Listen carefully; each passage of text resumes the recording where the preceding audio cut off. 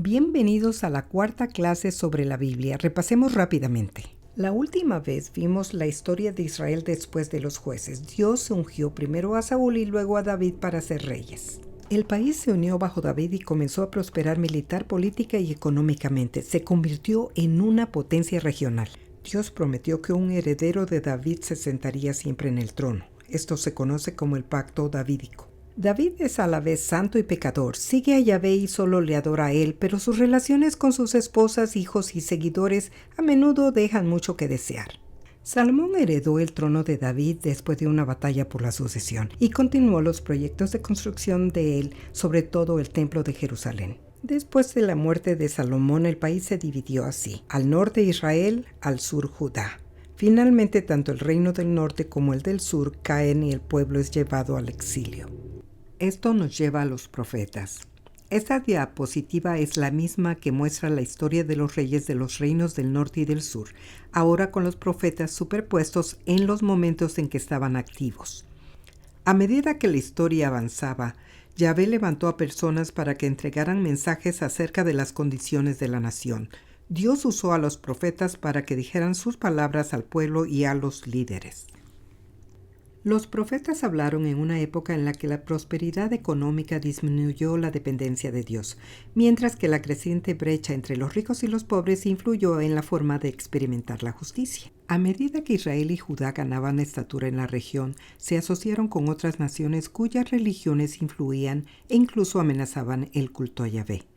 Los líderes religiosos fueron tentados a centrarse en el desarrollo y la conservación de las estructuras y los sistemas religiosos que los mantenían en el poder en lugar de guiar al pueblo a ser fiel a Dios. La base del mensaje de los profetas eran los pactos, especialmente el pacto del Sinaí. Los profetas trabajaban para recordar al pueblo el carácter de Dios, cómo Dios había sido justo y misericordioso con ellos y cómo debían vivir en respuesta a este amor, mostrando justicia y generosidad a los demás. Hablaban del aquí y el ahora. Los profetas advirtieron vez tras vez que la desobediencia persistente al pacto llevaría al castigo en forma de exilio de la tierra. Llamaron al pueblo a arrepentirse y a restaurar su relación con Dios siguiendo de nuevo el pacto. La opción que ofrecían los profetas era sencilla: o se arrepienten y vuelven a Yahvé, o siguen desobedeciendo y pierden la tierra. El mensaje de los profetas se dirigía a los pecados del pueblo como individuos, así como a los pecados a nivel nacional. El pueblo se estaba destruyendo a sí mismo, a su comunidad y a su nación. Los profetas llamaban al pueblo a volver a Yahvé, quien los sanaría a ellos y a la nación. La literatura profética es muy amplia, así que haremos un recorrido por los principales énfasis del mensaje de los profetas. Comenzaremos con el profeta Oseas. Oseas señala que el pueblo ignoraba o era indiferente a los códigos de la ley. Mi pueblo es destruido por falta de conocimiento. El pacto en el Sinaí incluía la estipulación de que el pueblo debía leer las leyes en forma regular y enseñarlas a sus hijos. Esto no sucedía. Si no se conoce la ley de Dios, es difícil hacer lo que Dios manda. El profeta Miqueas acusó al pueblo de definir el bien y el mal por sí mismo en lugar de hacerlo a la manera de Dios. Escuchen, líderes de Israel, ustedes deberían saber cómo distinguir entre lo bueno y lo malo. Sin embargo, ustedes mismos son los que odian lo bueno y aman lo malo. La gente lo tenía exactamente al revés. Amaban el mal en lugar de amar el bien y luego odiaban el bien en lugar de odiar el mal. Su mundo estaba patas arriba. La responsabilidad de los líderes era dirigir al pueblo a hacer justicia. Miqueas también denunció que el dinero estaba corrompiendo la misión del pueblo elegido. Sus gobernantes juzgan por soborno, sus sacerdotes instruyen por paga y sus profetas predicen por dinero. La gente podía comprar las respuestas que quería en lugar de las que necesitaba. La verdad se compraba y se vendía en lugar de buscar la verdad de Dios. El profeta Amós denunció la corrupción que impregnaba el sistema económico. Escuchen esto, ustedes que roban al pobre y pisotean al necesitado. Pesan el grano con medidas falsas y estafan al comprador con balanzas fraudulentas. Por una moneda de plata o un par de sandalias convierten en esclavos a los pobres. Los ricos se enriquecían y los pobres se empobrecían por la explotación de los poderosos. Los pobres tenían tan poco valor que los metían en la cárcel por el precio de una sandalia, lo que era una miseria para los ricos. El profeta Ezequiel acusó a los ricos de abandonar a los pobres y centrarse en su propia comodidad y lujo. Este fue el pecado: arrogancia, abundancia de pan y completa ociosidad tuvieron ella y sus hijas, pero no ayudaron al pobre ni al necesitado. El orgullo se interponía en el camino de la ayuda a los menos afortunados. Los ricos habían conseguido sus objetivos y no les importaba vivir a costa de los demás. Se despreocupaban de que toda la gente tuviera las necesidades básicas de la vida. Los profetas no solo criticaban los pecados del pueblo, sino los de la nación en su conjunto. Amós habla contra los problemas que el sistema judicial y político había creado. ¿Cómo odian ustedes a los jueces honestos? ¿Cómo desprecian a los que dicen la verdad? Pisotean a los pobres robándoles el grano con impuestos y rentas injustas. Los poderosos utilizaron los sistemas políticos, económicos y judiciales para promover sus causas e incrementar su riqueza a costa de los pobres. Los profetas sabían que el pacto del Sinaí era claro en cuanto a la igualdad de la justicia. Era para todos, no a favor de los ricos y poderosos. El profeta Miqueas advirtió a la nación que su excesiva confianza en el poderío militar la llevaría a la perdición. Destruiré tus armas, tus caballos y carros de guerra, derribaré tus ciudades y todas tus fortalezas. Los líderes habían cambiado la protección que Yahvé prometió por ejércitos y armas más grandes y mejores para proteger a la nación de los enemigos extranjeros. Finalmente, Oseas condena a la nación por buscar protegerse poniendo su confianza en otras naciones. Efraín es como una paloma atolondrada, sin inteligencia, pide ayuda a Egipto, acude luego a Siria. En lugar de buscar la protección de las superpotencias de su época, a través de alianzas y la firma de tratados, la nación debía buscar a Dios para que la defendiera de sus enemigos. Los profetas proclamaron que la prueba de la verdadera fe se determinaba por lo que ocurría en el mercado y en el barrio, no en el templo. Señalaban la relación entre la práctica de la justicia en la sociedad y la prosperidad a largo plazo. Si Dios los hacía prósperos, debían usar su riqueza e influencia para servir a los demás, no a sí mismos. Cuando el pueblo era indiferente a la voluntad de Dios, surgían problemas sistémicos que perpetuaban las injusticias y la gente se alejaba de Dios. Cuando Israel se rebeló contra el pacto, Dios cumplió su promesa y disciplinó a su pueblo. En el 721 a.C., los asirios llevaron cautivo al reino del norte de Israel. El método de conquista consistía en sacar a un pueblo derrotado de su tierra natal y asentarlo en otro lugar, trasladando a otro pueblo conquistado a la tierra desocupada, mezclando las naciones. De ahí viene la idea de las 10 tribus perdidas. Una gran parte de la gente que vivía en el reino del norte de Israel fue reasentada en Asiria y se mezcló con otras naciones. Una pequeña parte de los israelitas se quedó atrás para cuidar los campos y cosechas. Se casó con la gente que importó a Asiria. Esto da lugar al pueblo llamado los samaritanos. El reino del sur fue llevado al exilio en 2 oleadas. La primera en el año 597 a.C., cuando el rey Joaquín se rebeló, y la segunda en el año 587 a.C., cuando el rey Sedequías se rebeló contra los señores de Babilonia. Los babilonios destruyeron el templo y la propia Jerusalén. Los 2 reyes que estaban entre los exiliados babilónicos murieron en Babilonia.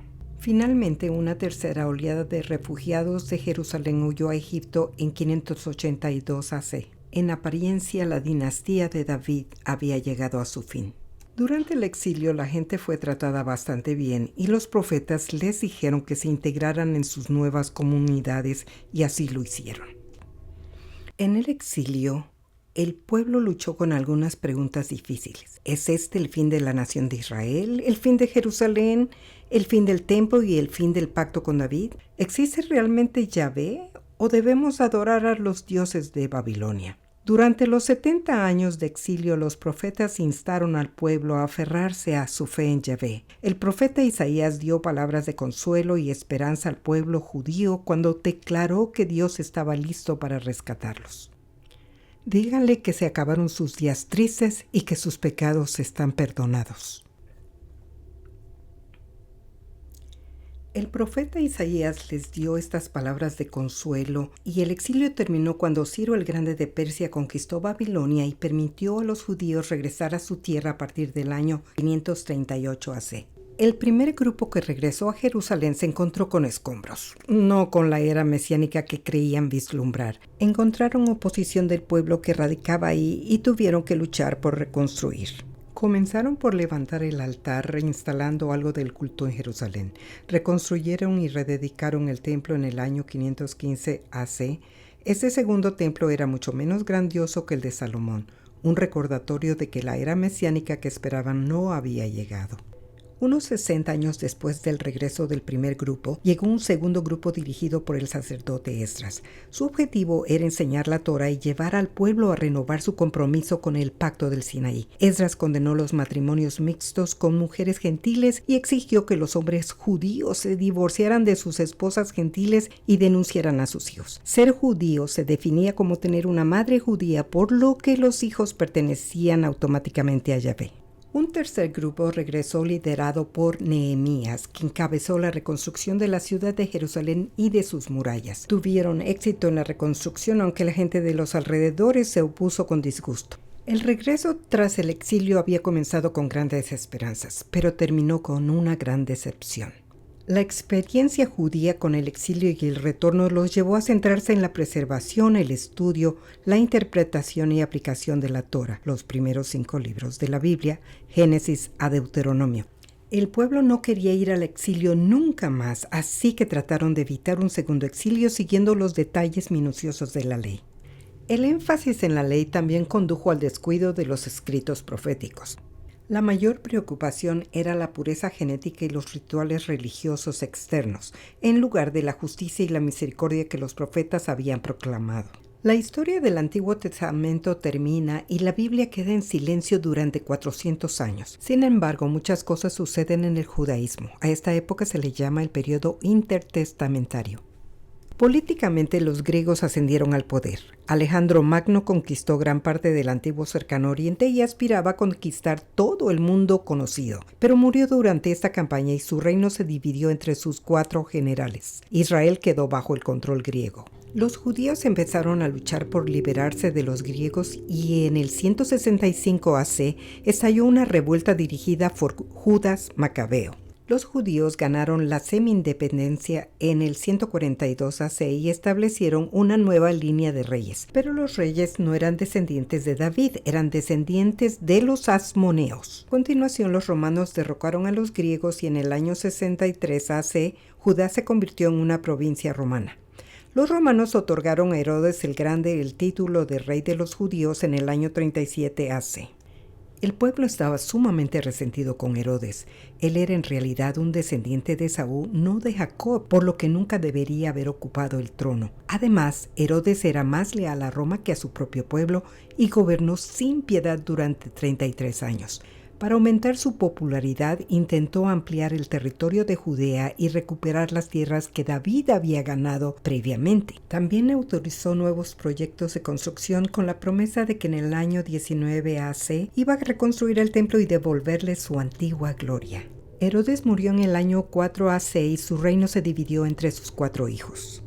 El hijo que tenía el control de Judea y Samaria era aún más brutal que su padre Herodes el Grande, por lo que Roma lo reemplazó con gobernadores romanos. Así es como Poncio Pilato se convirtió en el gobernador durante el ministerio de Jesús. Los gobernadores romanos tenían el control del ejército romano de ocupación, el templo y los fondos del templo, incluso nombraban al sumo sacerdote judío. El gobernador también tenía el poder de vida sobre el pueblo, podía anular las sentencias de muerte dictadas por el tribunal religioso judío, el Sanedrín. Judá seguía bajo el control de los romanos en el siglo I después de Cristo. La dinastía davídica no se había restablecido y la nación no volvió a ser políticamente independiente. En esta época surgieron varios bandos. Los fariseos eran laicos bien educados que prestaban gran atención a las expresiones externas de la fe, como guardar el sábado y el diezmo. Se apegaban más a la letra de la ley que al espíritu de la misma. Creían en la resurrección y consideraban que los escritos proféticos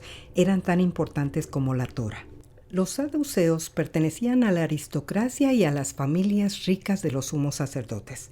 Se centraban en el templo y en mantener los ritos de culto con la mayor precisión posible, incluyendo los sacrificios. Se aferraban a la Torá como la única escritura sagrada. A diferencia de los fariseos, los saduceos no creían en la resurrección. Este grupo desaparece cuando el templo es destruido en el año 70 después de Cristo. Los escribas eran expertos en el estudio de la ley y servían en el tribunal religioso judío, el Sanedrín, como jueces. Los celotes se formaron alrededor del año 6 a.C. para protestar contra la ocupación romana y el pago de impuestos a Roma. Creían que la violencia era necesaria para derrocar a los romanos. Para los romanos, los celotes eran terroristas, pero para los judíos eran luchadores por la libertad. En el siglo I, varias creencias judías fundamentales se habían consolidado. Hay un solo Dios y es Yahvé. Solo el pueblo judío podía conocer y pertenecer a Yahvé. La Torá o ley es el vínculo entre Dios y su pueblo. Se hablaba de la Torá como el pan de vida, el agua de vida, la luz del mundo. ¿Pero qué pasó con el pacto con Abraham, el plan de rescate de Dios de Génesis 12? La tierra fue ocupada por una potencia extranjera, los romanos. La promesa de la descendencia se cumplió. Muchas naciones afirmaron ser descendientes de Abraham. El sentido de la misión, ser una bendición para las naciones, era confuso. Algunos judíos creían que debían dar a conocer a Dios a otras naciones, ser evangelistas activos. Otros creían que los gentiles acudirían a Jerusalén para conocer a Dios, evangelismo pasivo. Otros despreciaban a los gentiles y creían que Dios acabaría aplastando a los gentiles y haciéndolos siervos de Israel. Todo esto prepara el escenario para Jesús. Algunas conclusiones importantes.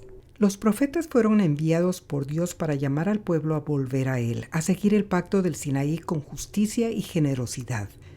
La verdadera prueba de fe era lo que ocurría en el mercado y en el barrio, no en el templo. El pueblo ignoró a los profetas y Dios castigó su desobediencia expulsándolos de la tierra y enviándolos al exilio. Dios continuó siendo fiel y sacó al pueblo del exilio y lo restableció en la tierra, aunque no con su gloria anterior. Dios continuó trabajando para cumplir el pacto con Abraham, el pacto en el Sinaí y el pacto con David, pero de una manera inesperada. Si quieres saber más detalles sobre las historias de hoy, los profetas, el exilio y el retorno, te animo a consultar las notas que tienen sugerencias de lectura y estudio. Gracias por acompañarnos. La próxima vez nos ocuparemos de los evangelios y de la historia de Jesús. Hasta entonces, mantén la fe.